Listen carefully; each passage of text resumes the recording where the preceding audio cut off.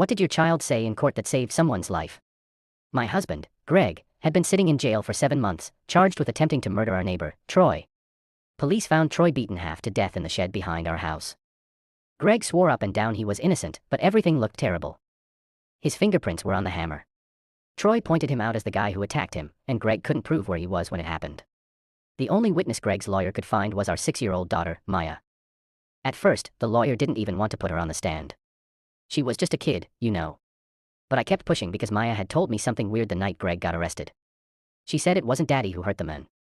She said Daddy was trying to help him. I thought maybe she was just confused or trying to protect her dad.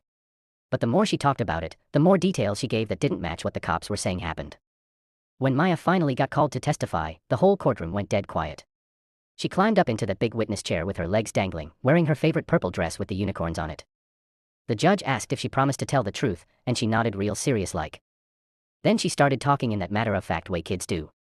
She said she was looking out her bedroom window because she heard someone yelling outside. She saw Uncle Troy stumble into our backyard, already bleeding all over his shirt. He kept falling down and couldn't stay upright. Maya said Daddy came running out of the house when he heard the noise. But instead of attacking Troy, Greg was trying to help him.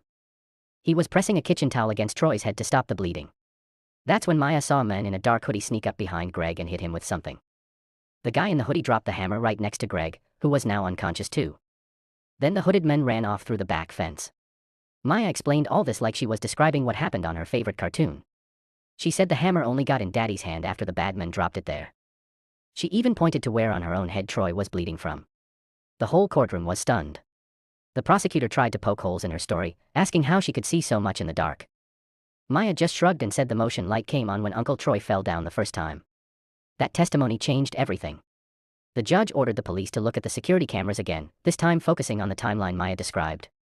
Turns out, there was footage of a guy in a hoodie near our street just minutes before the attack. They'd seen it before but never thought it mattered. Within a week, they arrested Troy's old business partner, Russ. Apparently, Troy had screwed him out of a bunch of money, and Russ had been planning revenge for months. The guy had a history of violent outbursts and lived just 3 blocks away.